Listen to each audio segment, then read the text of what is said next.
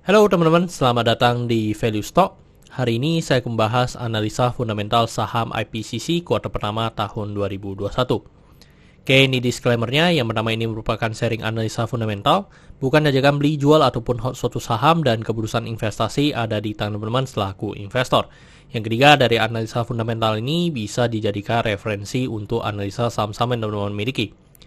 Oke, pertama-tama kita masuk ke bisnis model dari saham IPCC ini. Untuk kegiatan usahanya bergerak di bidang usaha, sebenarnya mereka pelayaran. Jadi pelayaran itu mereka lebih ke jasa mobil, jadi transportasi mobil. Jadi mereka memiliki namanya car terminal. Untuk sumber income-nya berasal dari jasa logistiknya. Terkait segmen usaha atau marketnya di Indonesia, dan mereka sudah dilakukan juga ekspor ke luar negeri. Untuk kasus hukum, saat saya membuat video ini, saya tidak menemukan adanya kasus hukum yang terkait dengan IPCC. Untuk kepemilikan saham dimiliki oleh PT Pelabuhan Indonesia 2 itu sebesar 71,28%, PT Pelabuhan Indonesia Investama sebesar 5,54%, masyarakat sebesar 22,45%, PT Multi sebesar 0,72%, dan karyawan dari IPCC sebesar 0,01%. Dan kita bisa lihat dari segi pendapatannya, untuk IPCC ini sebenarnya mereka melakukan IPO di 2018, dan kita bisa mengambil data 3 tahun terakhir dan seterusnya. Untuk secara kuartal pertama mengalami penurunan sebesar 3,2%, dan ini saya asumsikan kuartal keempatnya memiliki kinerja yang sama dengan kuartal pertama, maka sampai akhir tahun akan mengalami kenaikan sebesar 34,5%. Terus dari segi net profitnya mengalami penurunan, dan penurunannya sebesar 12,3%. Dan di tahun 2020 mengalami kerugian ya untuk secara tahunannya. Dan ini saya asumsikan kuartal keempatnya memiliki kinerja yang sama dengan kuartal pertama. Jadi sampai akhir tahun seharusnya masih positif. Tetapi kita harus tunggu lagi sampai laporan keuangannya keluar. Untuk dari segi aset mengalami kenaikan, dan kenaikannya sebesar 5,6%. Untuk dari segi utang juga mengalami kenaikan, dan kenaikannya sebesar 4,5%.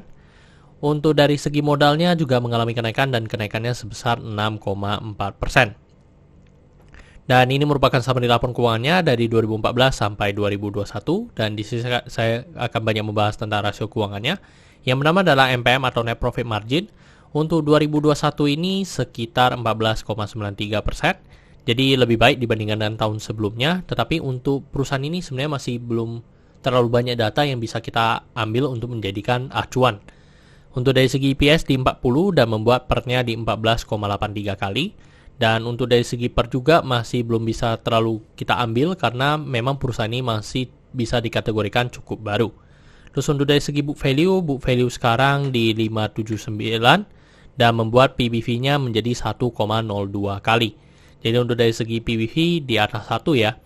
Terus untuk dari segi DER-nya di 0,82 kali, jadi ini cukup bagus, yang dimana DER-nya masih di bawah 1. Dan selama histori juga untuk DER dari IPCC ini selalu di bawah 1.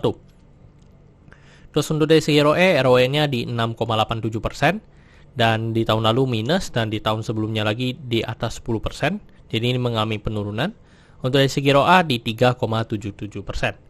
Oke teman-teman, saat saya membuat video ini untuk harga sahamnya di 590, dan dari analisa fundamental saya bisa menemukan nilai intrinsic value-nya sekitar Rp600, jadi masih memiliki margin of safety 1,7%. Dan ini kesimpulannya, yang pertama dari produk dan jasa saya berikan sesuai karena saya melihat secara servisnya mungkin cukup unik ya teman-teman di bidang mobil, dan saya rasa untuk misalnya pembuat mobil baru semua pasti banyak juga menggunakan jasa dari IPCC ini. Untuk GCG saya berikan sesuai karena tidak memiliki kasus hukum, yang kedua memiliki pemegang saham mayoritas. Untuk revenue dan net profit saya berikan sesuai karena saya lihat mengalami kenaikan. Untuk dari segi aset saya berikan sesuai karena mengalami kenaikan. Untuk dari segi liability saya berikan sesuai karena DER-nya di bawah 1. Untuk book value saya berikan sesuai karena harga jual sekarang di bawah di atas harga book value-nya.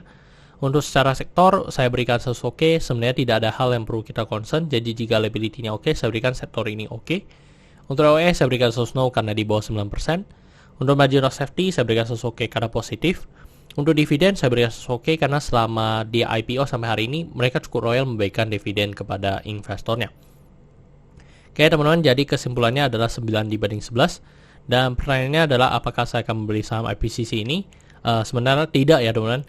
Untuk secara fundamental menurut saya ini bisnis yang cukup unik dan mungkin saya akan jadikan watchlist saya, tetapi kalau secara valuasi memang belum terlalu terlalu undervalue ya teman-teman. Jadi saya belum begitu tertarik untuk invest di saham IPCC ini. Oke teman-teman, saya rasa cukup sekian untuk video kali ini. Jangan lupa untuk like dan subscribe. Jangan lupa juga untuk follow saya di Instagram saya di Royken13. Dan saya sudah membuat grup Telegram, jadi teman-teman bisa join grup Telegram saya di Value Stock. Untuk linknya teman-teman bisa dapatkan di deskripsi di bawah. Dan jika teman-teman ada kode saham yang ingin saya buatkan analisa seperti ini, silahkan tinggalkan di kolom komentar untuk kode sahamnya. Oke teman-teman, see you in the next video. Bye-bye.